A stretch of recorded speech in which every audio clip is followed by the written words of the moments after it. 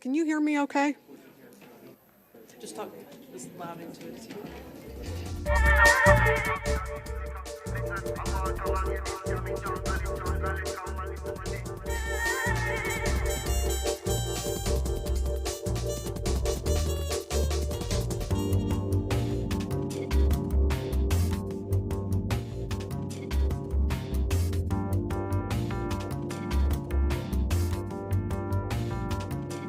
Ladies and gentlemen, welcome to the City of Irving's Planning and Zoning meeting. It is now 7 p.m. It's our meeting of Monday, December 1st, 2025. Members of the Planning and Zoning Commission and the public may participate in the public hearing. All participants will be able to speak when called upon. At this time, I would like to explain the procedures to be followed during the meeting. The Commission has both a consent agenda and an agenda for consideration of individual items. Items listed on the consent agenda are considered to be routine and non-contested. Item number 1, citizen comments, provides the opportunity for members of the public to address the Commission on items that are listed on the consent agenda. Each speaker will be limited to 3 minutes, and the Secretary will let you know when there is 1 minute left.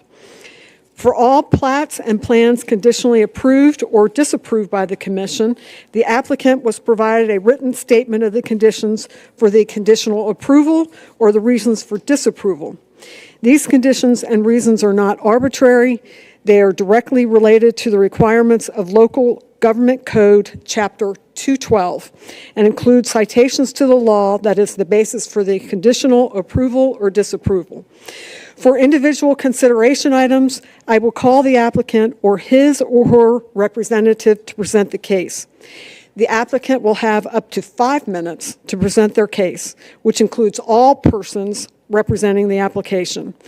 Then those wishing to speak in favor and those wishing to speak in opposition will have up to 5 minutes each to present his or her comments. Prior to speaking, please give your name and city of residence. Remember to speak directly into the microphone, as this hearing is recorded for public record. Any handouts you wish to proceed should be given to staff. Ken Bloom, there on the corner. Please do not approach the Commission. Applicants are required to stay for the entire duration of their meeting and may leave once their item has been heard. The next meeting of the Planning and Zoning Commission will be Monday, January 5th, 2026. The next item on our agenda is citizen comments on items listed on the consent agenda.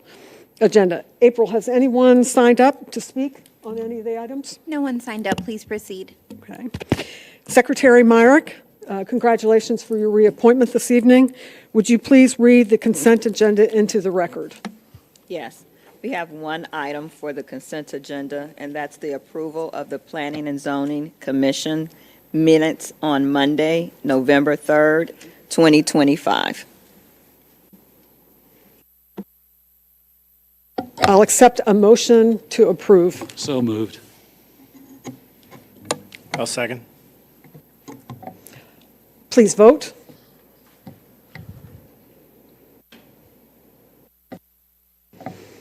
All in favor the motion passes 9-0. We'll finish this and then we'll go back to that. Okay. For disapproval, we have 2025-415 PL, Garcia Addition Replat, located at 3102 Dupree Street. I'll accept a motion for disapproval of this consent agenda. I'll make a motion for disapproval. I'll second. We have a second. Please vote. Motion passes 9-0. I have the distinct pleasure tonight to ask Alicia Reyes to come to the podium, and she is going to accept our recognition this evening.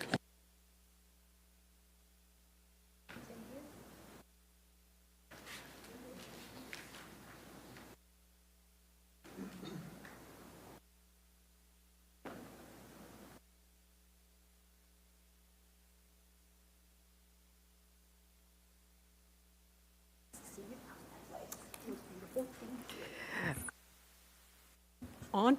Is this on? Yep, okay. Alicia Reyes has been a commissioner with our Planning and Zoning Commission. She's moving on to greener pastures both in her career and in her place of residence. We are sorry to lose her because her enthusiasm for the city of Irving was always present. So we do recognize you and we thank you so much for your time and efforts.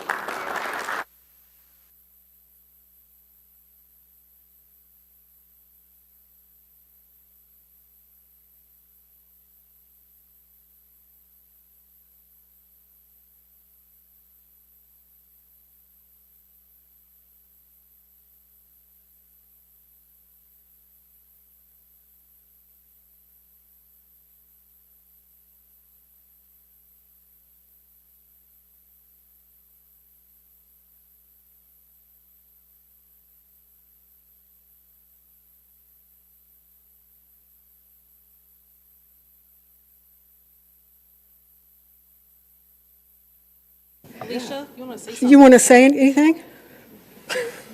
Always a microphone.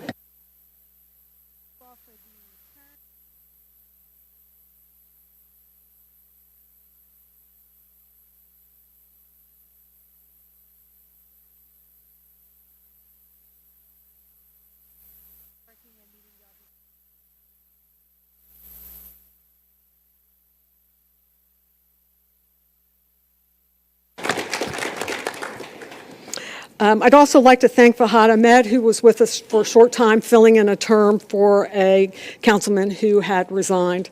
He could not join us this evening. So now we're going to move on to the individual items. The first item is zoning case 2025-360 CZ, Go Motorcycle Training, is the applicant at 3602 West Airport Freeway. Is the applicant present? Hi, come on. Would you like to speak this evening? Okay. Please give us your name and address and city of residence.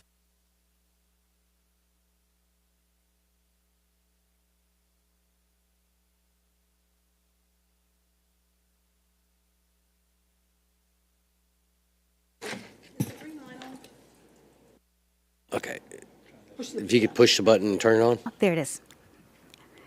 You want me to repeat? Good evening again. Sorry about that. My name is Karen Vieira, and I live at 2730 Morgan Lane in Trophy Club, Texas. And I represent Go Motorcycle Training School, which is an approved provider of motorcycle safety training in the state of Texas. We are requesting approval to continue offering state-mandated motorcycle safety training at Irving Mall. The reason is, in Texas, riders must have an M endorsement to operate a motorcycle, and completing an approved safety course is required. This legislation exists because unlicensed and untrained riders are statistically far more likely to be involved in serious accidents. Our program provides a controlled, professional environment where riders learn to operate motorcycles safely, helping prevent accidents and saving lives in Irving and surrounding communities. Finding a suitable training site in North Texas is challenging. The motorcycle safety program requires specific lot dimensions, surface quality, and safety clearances, and very few sites meet these standards. Irving Mall is one of the few locations in the Metroplex that meets all requirements, making it essential to providing accessible training to riders across the Dallas-Fort Worth area. Its central location and access to major highways ensure that residents from Irving and neighboring communities can complete this course conveniently and safely. Our operation is low impact and tightly controlled. First of all, only registered students participate. This is not a public event. Classes are small. They're limited to 8 participants at any time. This way we can ensure safety and individualized instruction. We cone off a portion of the lot only during scheduled class hours, and we do not block any of the roads or any of the streets. The motorcycles that we use for training are small, quiet, and controlled. There are no permanent structures added, and the only thing we have is a small on-site storage container where we secure the motorcycles that we use for the training and training materials. So by allowing us to continue operating here, the city is supporting a program that promotes public safety, increases compliance with state law, and provides a valuable resource for the community and surrounding areas. Approving the zoning allows us to keep maintaining the roads safer for everyone while using an underutilized portion of the mall responsibly.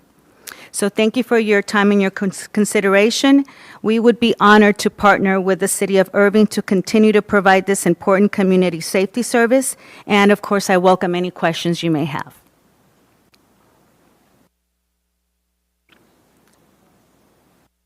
Does anyone have any questions they'd like to ask Ms. Vieira? Okay, at this time, if you'll just take a seat in the front, I'll just ask if there's anyone else who would like to speak in favor of this case. You may come down. Did you, in the blue shirt, did you want to? Okay. All right. Is there anyone who would like to speak in opposition to this item? Okay, seeing none, we will close the item to the floor and return it to the commission for any further discussion or a vote. Can ask for a motion. Well, just for discussion, I have a lot of respect for this business. They sound reputable and doing well. To me, this is more about the Irving Mall and whether or not it's an appropriate use for the Irving Mall parking lot. And so the way I look at it is the mall parking lot. I don't find this to be an appropriate use for a mall parking lot. Now, obviously, there's a lot of vacancy at the Irving Mall, so I can see why there would be desire to use it this way. But then, to me, that leads to the next question of Irving Mall has an opportunity to either improve and attract tenants that are more appropriate to a mall or to redevelop. It's in the hands of a private owner, so the city obviously doesn't control that. But the more we approve these kinds of what I would think of as non-conforming uses, the less likely it is that the mall will be redeveloped or improved. So to me, a vote in favor of it is a vote in favor of not improving the mall or encouraging refurbishment, redevelopment. So for that reason, I can't support it, and I don't think it's appropriate use for the parking. Any additional comments? Actually, I have some questions for the applicant. Yes, please. So what are your hours of operation whenever you're outside in the parking lot itself? So typically, the only time we are out there is to do the hands-on portion of the training. So it would range, like right now, it's from 8 o'clock in the morning till about noon. Like 2 consecutive days. The course it's an 11-hour course. So we do the classroom portion, and right now they're doing online training. That's the Motorcycle Safety Foundation's curriculum that we're using. So the hands-on portion is about 5 hours split into, it's 11 hours split into 2 consecutive days. Okay. Now, you mentioned 2 consecutive days, so that's like a Monday, Tuesday. A Monday, like right now we have a class tomorrow, it'll be Tuesday, Wednesday. Okay, Tuesday, Wednesday, from 8 a.m. to 12 p.m. That's the time you will be outside on the parking lot with the bikes. About 8 students, I think that you mentioned. Correct. Right. Now, what prompted you to come to this to get this changing on the zoning? I think you've been operating there for a few years now. Correct. This type of training is held throughout the state of Texas, and when we went through the Department of Public Safety, we were under the understanding this is something that can be done anywhere. Lots of schools operate, and it was brought up to our attention that we need to have a designated zoning for this location. Okay, and the mall owner, the owner of the mall, it has approved this use for you Yes. to. Now, is the applicant, who's the applicant, the mall owner or the user? The user. Now, but here it says the mall ground portfolio LLC, that's the applicant. That's the owner. Okay, I see. So is the owner aware of this? Absolutely. We do not proceed unless we have written authorization from a property owner. Okay, so the owner agrees with this use in this location, and they are okay with that. Thank you. I had one question. How many years have you had this training? About 10 years. 10 years? You've been operating in the same location? Mm-hmm. Thank you.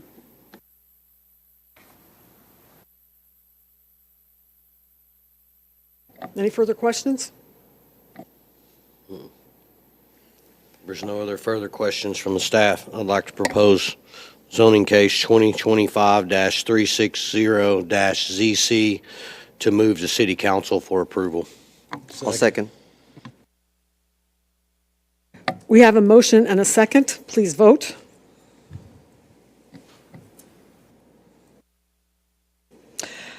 Congratulations, Ms. Vieira. The motion passes 8-1, and this is a recommendation that goes to City Council. So the next meeting is January, No, December 12th. pardon me, December 12th. So we encourage you to be present then, December 11th.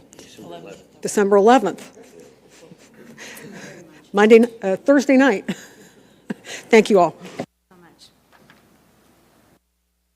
Moving on to item number 6, zoning case 2025-396-ZC. Is the applicant available? Yes. If you'd like to come down, please. Please state your name and address and city. Good evening, Commissioners and staff. Ray Abraham, 4836 Nicola Road, Dallas, Texas. I represent the owner of the building and am also the applicant. We are here today to request a specific zoning use that is tied directly to a tenant. So I've asked that tenant to be here tonight and present on their behalf. If you'll introduce yourself as well. My name is Mike Walsh. I'm a co-founder of BPRO, and I currently reside in Colleyville, Texas. We heard your case in work session also. Is there anything else you'd like to add based on what we heard during the work session? I don't necessarily need to add anything unless anyone has any specific questions for me. I'd be happy to answer them. Why don't you have a seat in the front in case we come up with one? Is there anyone else that would like to speak in favor of this motion?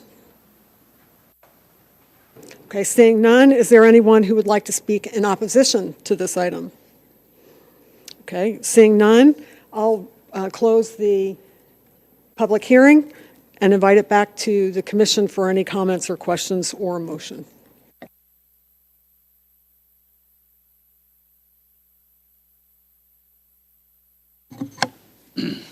Madam Chairman, if there's no other comments from any of my other commissioners, I'd like to make a motion for our zoning case 2025-396-ZC to be forwarded to City Council for approval.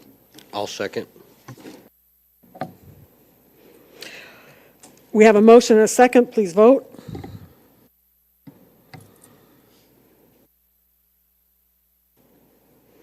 Motion passes 9-0. So your case also goes to City Council on December 11th, and we encourage you to be present there. Your case will go forward to them with a recommendation for approval. Thank you. Thank you all for being here. Moving on to item number 7, which is zoning case 398-ZZ. Is the applicant present? If you'll come forward. Name and address, please. Mike Tillman, I'm at 3322 William Brewster Drive, Irving, Texas. First of all, thank you, commissioners and support staff for being here this evening, and I want to thank Haley Riddick of Planning and Zoning for her support during this whole process, because I will tell you it is not easy to go through this process. I actually started looking for a carport about 5 years ago, and every time I came up to City Hall, things were changing. It was not easy for a citizen of this community to put something in front of their house to protect their vehicles. Now, this house was built in 1958. As it was discussed earlier, it's a single car, single drive, small home with limited frontage on the front and very limited side frontage between me and the property on the north. The widening of the driveway that was discussed, that was done in 1990 just to get the record straight. We actually had home improvements done. We had permits pulled and city inspected, all that stuff. That is not on next door neighbor's property. It's probably within 6 inches of the property. It's inside the fence line, okay? So the widening of the driveway was done in 1990. The recent widening was done in the last year because I have purchased a 2500 Ram HD pickup to work on my parents' farm. There's no room in the driveway for that, and I'm not parking it in the street. We've had 4 vehicles in the time I've lived in that home hit on our street in total because of people rounding the curve and not paying attention to what they're doing. So the driveway was widened to get vehicles off the dangerous streets.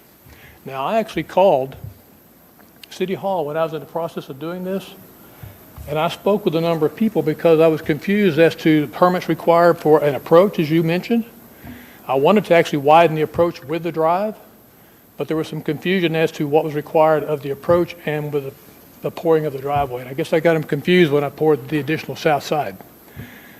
I spoke with James White of Streets, I spoke with Joseph Lopez of Capital Improvement, and I spoke with Jason Russell of Permits. So it's not like I just didn't do it without, talking to people. So again, there's a single drive approach. I would have preferred for it to have been a double wide approach to the north, as you mentioned. If you bring the arc of that drive around, for some reason it's a problem if it goes past the property line. That's streets. I don't know why that's an issue, but it is. I actually drove the neighborhood to look at carports. There are multiple carports in my neighborhood that are on property lines and have encroachments of curbs. So I came to the city because I wanted to do this up front, upboard and properly, go through the procedure and the process to make sure that if I did build something wrong, they wouldn't come and make me tear it down. I've heard of many times where people were forced to tear their carports down after spending thousands of dollars. I don't want that. I'm here before you because I want to be upfront. I want to do it properly. The structure is going to be nice and sturdy because I want to get 2 vehicles under it. They're both large vehicles to protect them from the weather. In about 2015, we had a huge hailstorm here in Irving about the size of softballs. It totaled every car I had because they were not in a garage. Now, after spending $50,000, $60,000 on a truck, I don't want that to happen again. So I'm trying to get something up decent, nice for the neighborhood. I spoke with all my neighbors. They're all in favor. Many of them have even told me that they were in favor of building a carport, but when they came to the city, they said it was impossible. So I don't know if you guys have anything to do with the process of putting a carport up. It sounds like maybe the discussions on the amendments might help that, but something needs to be done to help the homeowners, especially these older homes, to have no room. I have no control over that. My parents bought the house in '58. I've lived there since 1958, except for a few years. I'm now 71 years old. So I've seen the neighborhood change. I've seen the community change. I'm just here before you to ask your permission and your favor to help me get this thing up so I can protect my cars. Any questions? Oh, regarding the drainage, you had a question about draining on my property next door. Ordinance requires it to be guttered and for that to be funneled on my property, not next door. So a guttering would take care of that. I got a couple of questions for you. Sure. The first question is, are you willing to move it back 2 feet From what? from the property line? You're wanting an 8-foot variance. Are you willing to go 10 feet? Well, that doesn't cover my truck. It's 20 foot long. If you attached it to the house, that would give you the 2 feet that you were shy? I don't want to attach it to the house because it runs the risk of damaging the roof, which can cause leaks, and it increases the expense of trying to put it in. Okay. I had a room addition put onto my house, and they tied it into the roof back in 1990, and it leaked because you cut into an existing roof to do that. Yeah. So with a freestanding carport, as close as I can get it, that's what I wanted to do, but I still got to have 20 feet for my truck. Yeah, I don't have an issue with your flat work, where you poured your flat work, because I'm familiar with the city building inspections and stuff, and at that point, it really wasn't a requirement. They just started Yeah, I mean, I still want to do it properly. They just started enforcing the flat work, so I don't have I'd an rather issue have a with double that. drive than a single drive. Are you going to look at trying to widen the approach, take the approach out and widen it more over to one side and then bring it over? Or are you looking to It's do possible in the that? future. When I discussed it with the folks at Planning and Zoning and Streets, I said, down in the future, perhaps. But right now, I just want to get the carport up because it's all a separate process. And again, I wanted to widen it both sides, but I can't to the north because of the property line. Okay. And you're aware of why we like 10 feet in the front? Was that explained to you? I'm aware of that. I also know you already have 5 feet because when I measured the property line from my house back, You're 5 feet on the backside of the sidewalk. You guys leave me, not you guys, the city ordinance leaves 5 feet for me to build something off my house. That's ridiculous. It's my property. I can't do anything with it. Why the city needs that much room up front, I don't know. Matter of fact, contractors are tearing up front of my house right now, putting in sewer lines, and they've messed up everything. But the 10-foot thing hadn't been an issue. Okay. So, I mean, 2 feet's not that big a deal, I don't think. Again, it covers my truck. It's 20 feet long. I measured it. Okay. I just need that clearance. Is there anyone else who would like to speak in favor of this item? Seeing none, is there anyone who'd like to speak in opposition to this item? Okay, seeing none, I'll return it to the commission for any further discussion. No further discussion, so a motion, please.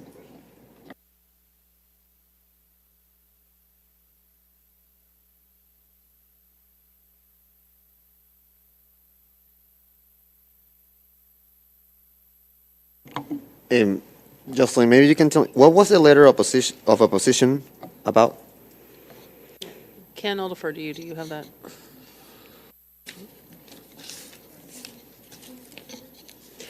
I have it. And who it came from? It's not in this. It's in the electronic. It's electronic. He'll find it faster than I can.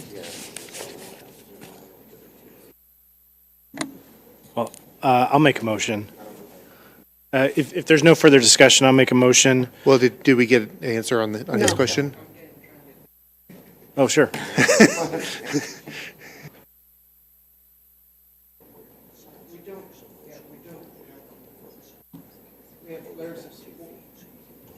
We have letters of support, not for, and none for opposition for this case. How many in support?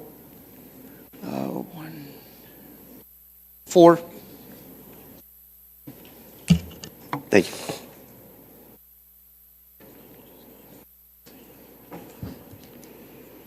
Any further questions?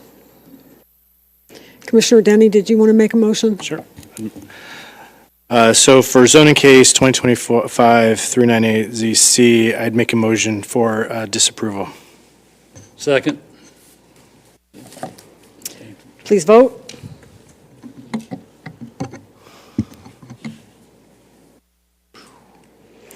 The motion for disapproval passes 6-3. Mr. Tillman, it goes with a recommendation to City Council for disapproval. That's not the end of your road. City Council will hear your case on December 11th, so we encourage you to be present at that meeting for City Councils.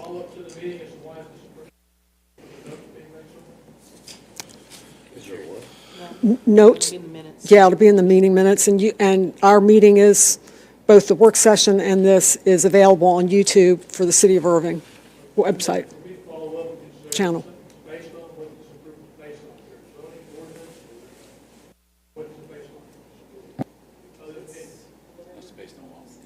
It's whatever your position is on your motion for disapproval. Well, this is a motion for a variance, which is an exception to the rule. So to be disapproved of a variance just means we're following the rules of the current. Well, yeah, there were a couple of, the setbacks were part of the variance, the front and the side yard setbacks. So that, I can't speak for everyone, but I know that's part of the reason.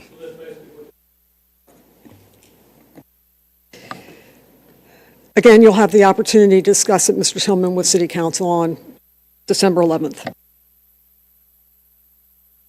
Moving on to zoning case 2025-399-CZ. Is the applicant available? Please come down.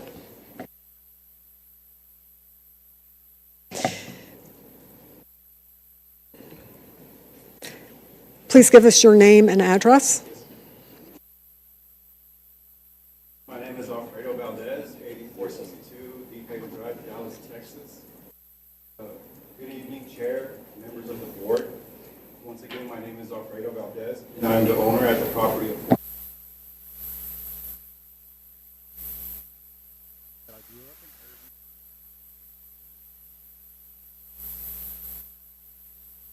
My goal with this project is to move back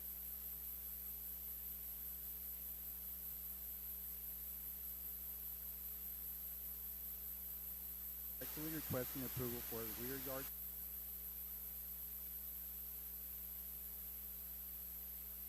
Allow me to shift the garage structure approximately 5 feet property line that it comply with the garage setbacks along. The property is a corner lot which creates two front setbacks, one on each drive. Setback combined with existing utility drainage easement reduce the usable building area on the lot. I should not typically.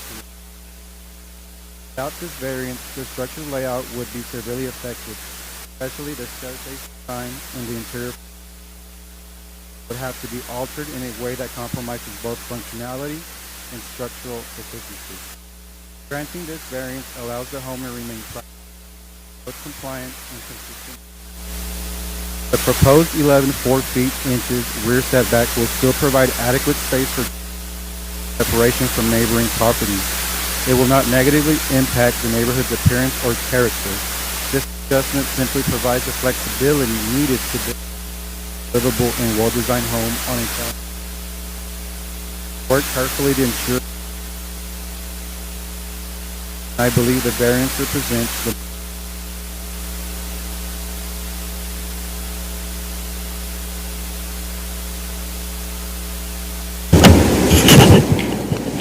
Madam Chair, point of clarification, your drawing shows 11 feet 2 inches. Is that what you're requesting? Okay.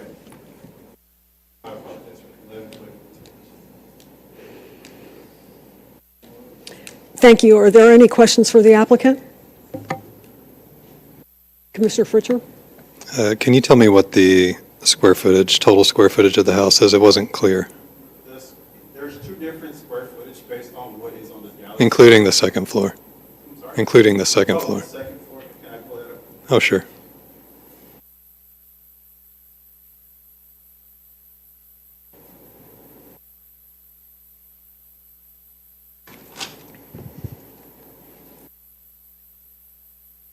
The total square footage is 4,371. Thank you. Ken, do we have the diagram that was in the working session that showed those variances? We can put it on the screen. Okay. Just in the PowerPoint.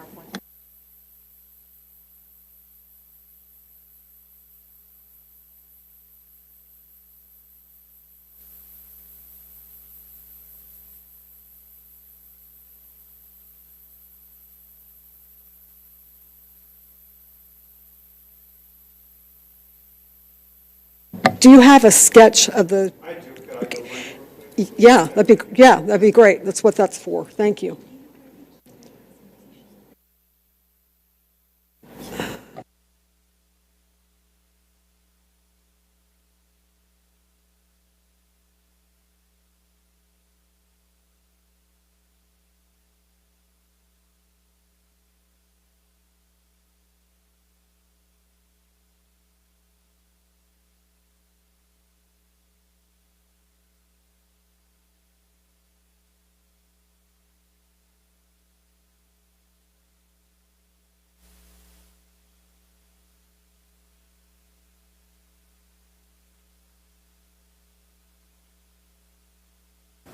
Thank you.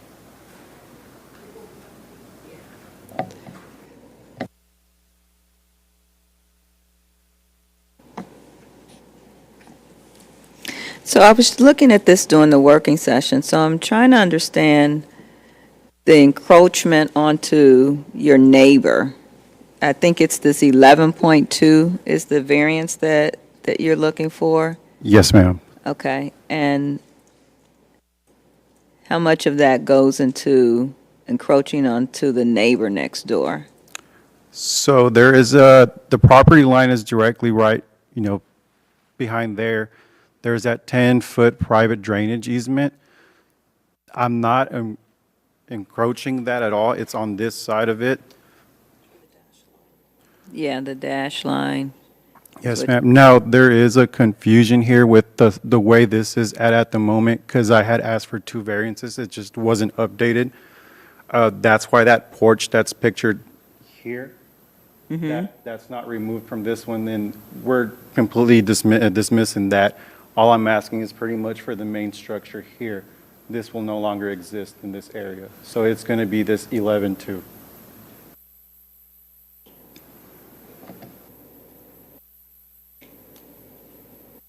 But where the dotted line is at, Yeah, so this dotted line here, this is the backyard, this is your neighbor. no, I'm talking about the inside dotted line. Oh, this right here? Yeah, This is the building line. So from here to here, that's a 15-foot building line with the rear setback. That's the original setback. I'm trying to push back to here. And the main reason the problem is this initially here was pushed all the way to the front along with the building line, but then the garage itself needed to be pushed back 5 for those 20 feet. So that's the only solution that I had, because moving this back 5 feet, I don't have a picture of my staircase or the actual design, but the staircase sits around right here, so that would pretty much have to be altered in a different way just to get to the second floor. So my solution, at least what I thought about, was instead of pushing this back 5, I was moving everything 5 foot to the back to comply with this 20 feet right here in the driveway. So it wouldn't be any issues with the walkway and anything like that. But this is still will not be encroaching into the 10-foot easement. It's on this side, not on the opposite side.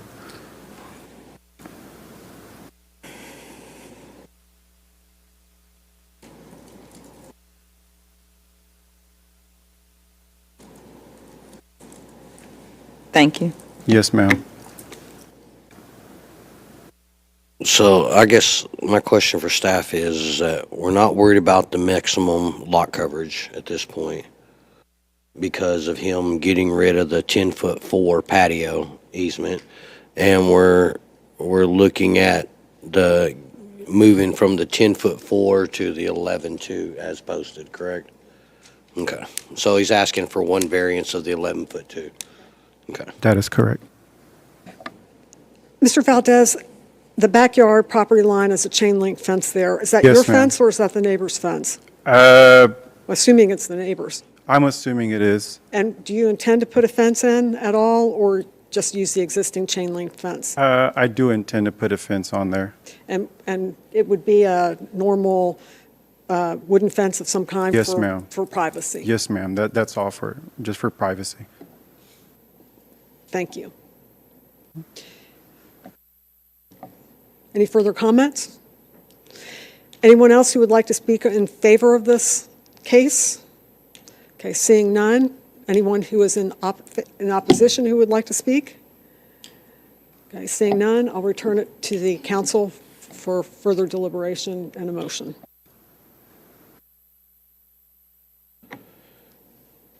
If there's no further deliberation from the commissioners, I'd like to move zoning case 2025-399ZC to City Council for approval with taking out the minimum lot variance and changing the 10-foot 4 to 11-foot 2 rear yard setback. We have a motion. We have a second. Thank you, Mr. Pritchard. Please vote.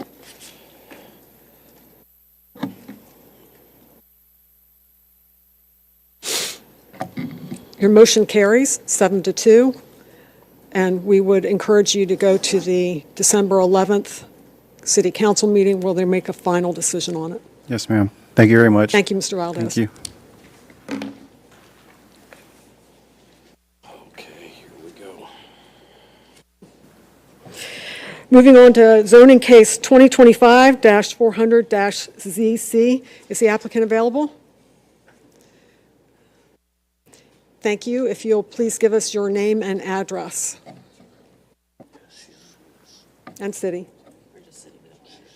Okay. Hi, Corinne Gonzalez, 2340 Kings Country Drive, Irving. Is the microphone on? Hello, testing. Okay, maybe I Corinne Gonzalez, 2340 Kings Country Drive, Irving, 75038. I'm requesting rezoning for 519 Joffrey Drive from R6 to commercial office. This request aligns with the business office designation on the city's adopted future land use map. That designation has been in place since at least the adoption of the comprehensive plan in 2017, perhaps longer. It also remained unchanged during the 2024 rezoning review, when any correction would have been made if the designation had been applied in error. Because it stayed consistent through both processes, I relied on the adopted map in preparing this request. The property is located in an area that already functions as a commercial edge. Along the southern property line, the adjoining commercial lot includes Tony's Auto Upholstery, JB Auto Service, XL Auto Parts, Irving Mower Repair, and Axle Warehouse. Alonzo's Auto Repair touches the rear corner of the lot, and directly behind the property line is a earth-moving equipment yard for urban infra construction, which stores and maintains heavy machinery. Approximately 250 feet to the south, across Joffrey, is a major shingle manufacturing factory. This corridor has long operated as a transition zone between commercial and industrial uses and the neighborhood to the north and east. The home is currently being used as a normal single-family house residence. I know there have been questions about the current occupants, that they are not part of this rezoning request. Rezoning to commercial office provides a clear, predictable daytime use that aligns with the city's long-range plan and offers stability for the neighborhood. CO is a low-intensity district. Uses occur primarily during normal business hours within enclosed structures with very limited noise or traffic. These are modest, professional, or community-oriented services that can easily fit inside the footprint of the existing house. CO also functions as an appropriate transition between the active commercial operations to the south and west and the residential neighborhood to the north and east. The request is for CO instead of professional office, simply to preserve reasonable flexibility for future occupants while staying within the same office-oriented land use category shown on the future land use map. Overall, this request matches the city's adopted plan, reflects the existing character of the corridor, and provides the type of transitional land use that the comprehensive plan envisions in locations like this. Thank you for your time. Thank you. And tell me your name. I didn't catch it when you were... Corinne Gonzalez. Okay. Corinne, if you'll have a seat in the front here in case we have some further questions for you. Thank you. Is there anyone else who would like to speak in favor of this item? Anyone in opposition? Okay, seeing none, I'll close the item to the floor and return it to the commission for any further discussion or a motion. I had a couple of questions for the applicant. Thank you. So there were questions about the current occupants and use of the property. Could you tell us about that? Because I guess there have been complaints in the neighborhood about that. Sure. This is occupied as a single-family household. They are not applicants on the rezoning request. So it would Well, be... well, let me be more specific. I think there are concerns about your requested zoning change based on the past use of the property. So I think it would help us make a decision to understand what the past use of the property has been. It's being used as a residential single-family house, and the house would be repurposed for office. So would you like to respond to the complaints that we've heard? I actually haven't seen their complaints. I don't know what the complaints are about. I just know that I assume that they are related to the residential use of the house. I haven't seen them, so I can't address them. Okay. Am I correct? This was the property that there's currently being investigated for those complaints? Was that what I heard? Okay. Well, so I think my understanding is you will be hearing about these complaints if you haven't already, because it's been voiced as a concern with this application. I understand your position that there was a use designation for commercial, but it is currently zoned single-family residence. So in terms of reliance, that's what was purchased, was it being zoned as a single-family residence. Well, I just would like- not have applied to change the use to business office if that was not on the future land use map. I understand. But I'm just pointing out that from a reliance perspective, that's when the property was bought, that's what it was zoned as. Right, but I would not be here today if the future land use didn't specify business office. And specifically, when I called relating to the very high property taxes, I was informed that they were taxing based on highest and best use, according to that assumption. Not that it's relevant, but you raise it, so. Thank you. Was there any other questions? Or? Yeah, I had a question. So you mentioned in your speech that it's a single-family home today. That's correct. And the single-family homes across the street Right, and next door. yes. Okay, and then when you say it's a single-family home, is there a single family living there, or are there multiple people living there? Correct, it's a single household, residential people living there. Okay, so everybody in the house are related. I'm not here to discuss the relations of the tenants that are living in the house. They are living I mean, you as use the term a, single-family home. They are and living single together family as a means family there's unit. a family unit that's living in that home. That's what I'm just trying to understand. Or are you renting various rooms? Because that has been the complaint. It is, they are living together as a family unit, and that's not what I'm here for my rezoning application for. My application is to rezone it for office use. Okay. So if there were concerns about the residential use of the house, then I would imagine that it would support my application to rezone it for office. Okay, I appreciate your response. And then, like I said, across the street is a single-family resident.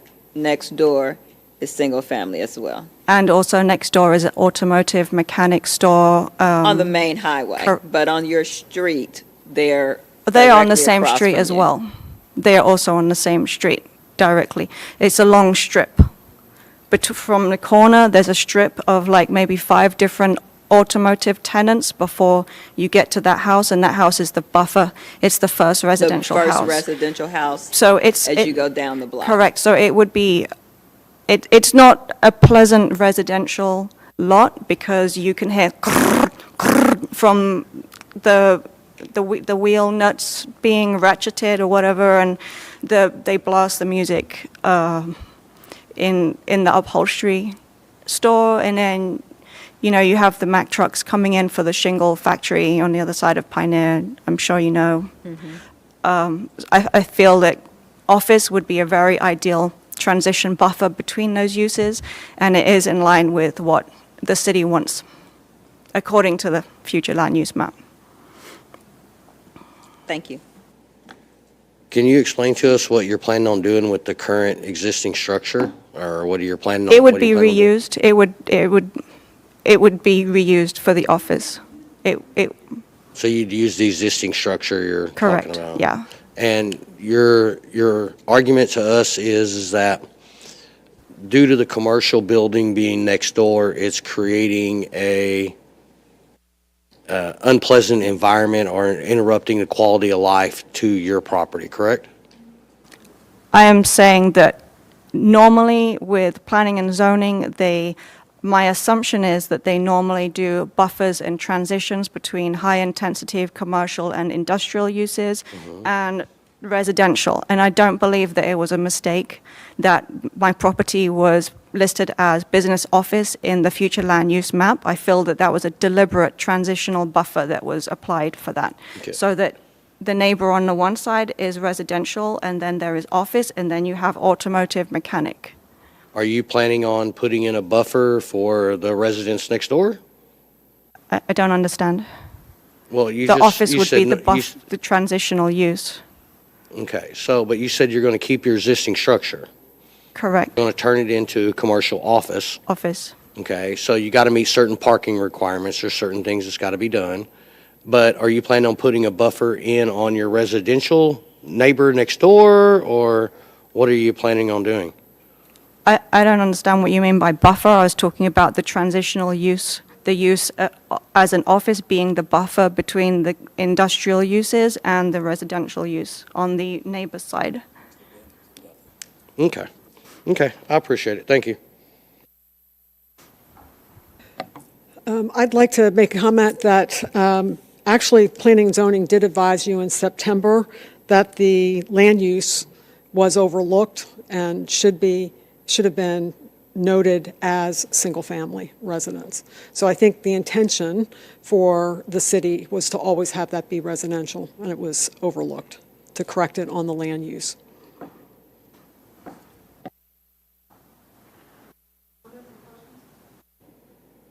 Well, I mean, I agree that proper use, I believe, is to still keep it as residential, given the amount of residential homes around the property. So if no further comments, I'd like to make a motion for zoning case 2025-400-ZZ for recommendation for disapproval. I second. Motion for disapproval, please vote.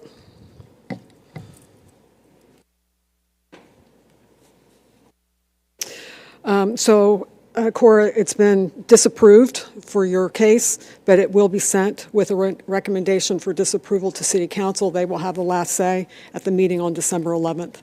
So you have an opportunity then to explain your position on December 11th to City Council. Thank you. Okay, we're moving on to zoning case 2025-401-ZC. Is the applicant available? Welcome back. I recognize you. Good morning, Madam Chair. Good evening, Madam Chair. Congratulations on your promotion. Thank you. My name is Rob Baldwin. I office at 3904 Elm Street, Suite B in Dallas, and I'm here representing the property owner in this request.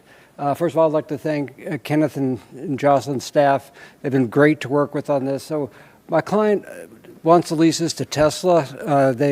We haven't seen many of their big trucks yet. Their factory in Nevada is just coming online. There's probably 20 or 30 of the trucks in the Metroplex right now. What they want to do is use this as a place where they can service the electric vehicles. No trailers, just the cabs themselves. Right now, they have mobile technicians that will go out to the sites and work on the trucks. They want to be able to bring them in. Being electric vehicles, there's no diesel fumes, there's no transmissions, it's really just software and batteries basically swapping out. There'll be no battery stored on site. There'll be no outside storage. The service takes less than a day. They want to take about 31,000 square feet of this site. I think it's very exciting. It's a great use, and I think once the factory comes online at the end of the year, you'll start seeing a lot more of these trucks, and hopefully we can have them here being serviced in Irving. I hope you can support this request. I'm here to answer any questions you may have. Thank you very much. Yes. Yeah, excuse me. I've got a concern or a question for you. What type of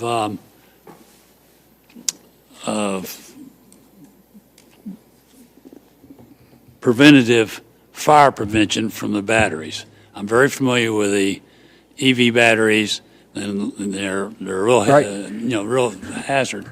They can when they blow up and so on and so forth. But since you will have them, they'll be in the trucks. They're coming in maybe for other things besides the batteries. But the batteries can go even if they're not, if the cars or trucks are just sitting there. Well, we will comply with all the City of Irving's fire protection requirements.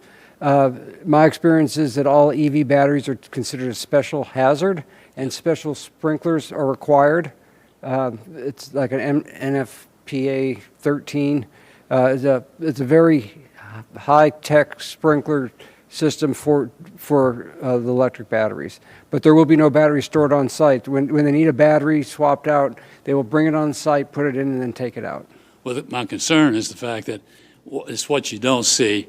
The truck's sitting there, you're working on some other part of it, and when the batteries go off, and historically, the fire departments have had, the only thing they've had up to this point, putting it out with water, and it takes hours to put one of those out. Right. And I know there's equipment available.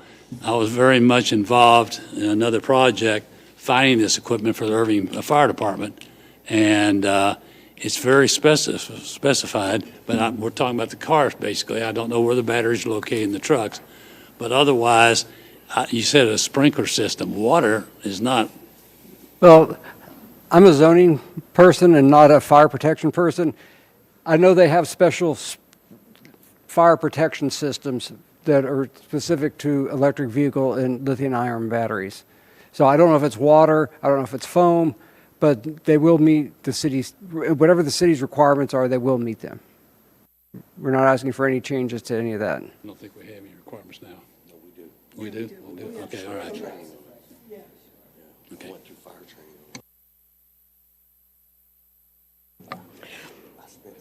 Thank you. You're welcome. Any further questions?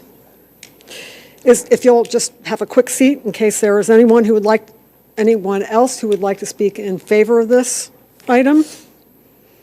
Okay, none. Anyone who would like to speak in opposition? All right, seeing there's no further discussion, I'll close the item to the floor and return it to you all for any further discussion or a motion. I got a question for Haley, our fire marshal.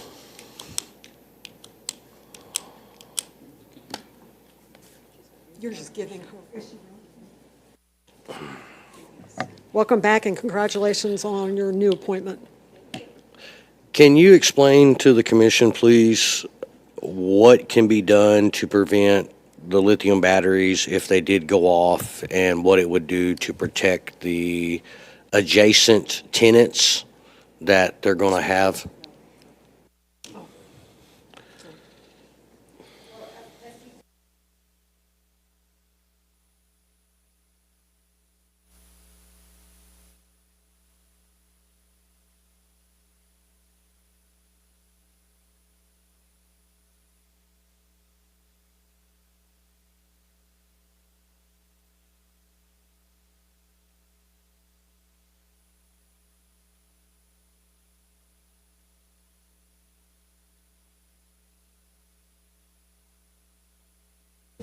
Haley, would you please turn on the mic? Okay, I have a green light now. Are we good? Can you bring it down? Yeah. Better? All right. So again, yes, the technology on protection for lithium-ion batteries is lacking, but the sprinklers is that was one of the comments that I made, the informational comments that will be readdressed with the building permit to provide a fire protection engineer's report that the sprinkler system is adequate for that commodity. So there is a way to address the concern as far as public safety and our first responders and stuff if there was an incident then? The sprinkler system can be modified for that commodity classification. Okay. Thank you. Yes, sir. I'll ask for a motion. If there's no further other discussions, I'd like to move zoning case 2025-401-ZC to the city council for approval. I'll second. Oh, go ahead. Thank you. Please vote.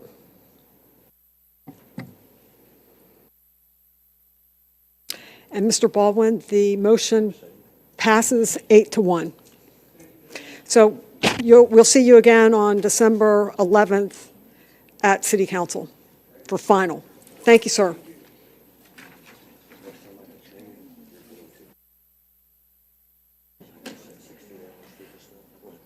Okay, and we've reached our final case this evening. Is that correct? Case 2025-404-ZC. Is the applicant available? Please come down and give us your name and city. No. Is the green light on? Yeah, he just needs to talk. Okay, just speak There? direct. Yeah. Yes, thank you. Good evening. My name is Cornelio Alvarez. I live in Dallas, Texas, 4226 Falls Drive. I think the reason why I'm here is because we're trying to open up a tattoo shop. We also have one already on the same, down the road on Beltline. We're trying to figure it out how to go with the new zoning that we have to do now, because on this one, we have a drive-through that we're trying to get there. So just waiting for you guys to. Anyone have any questions for the applicant? Okay, if you'll just hold on, I don't think you do. Is there anyone else who would like to speak in favor of the item? I don't think so. Seeing none, any in opposition? No, then I close the item to the floor and ask for any further discussion or motion from our board. If no further discussion, I'd like to, for zoning case 2025-404-ZC, to make a recommendation for approval. Second. Please vote. Well, Mr. Alvarez, thank you for waiting so patiently this evening. Motion carries 9-0. It will be forwarded to the City Council with that recommendation, so they will see you on December 11th, where you'll get the final vote. Thank you, sir. We appreciate your patience this evening. Thank you all for your patience this evening for my very first meeting. I really appreciate it, and thanks for the support this evening. We are at 8:18 p.m. and adjourned.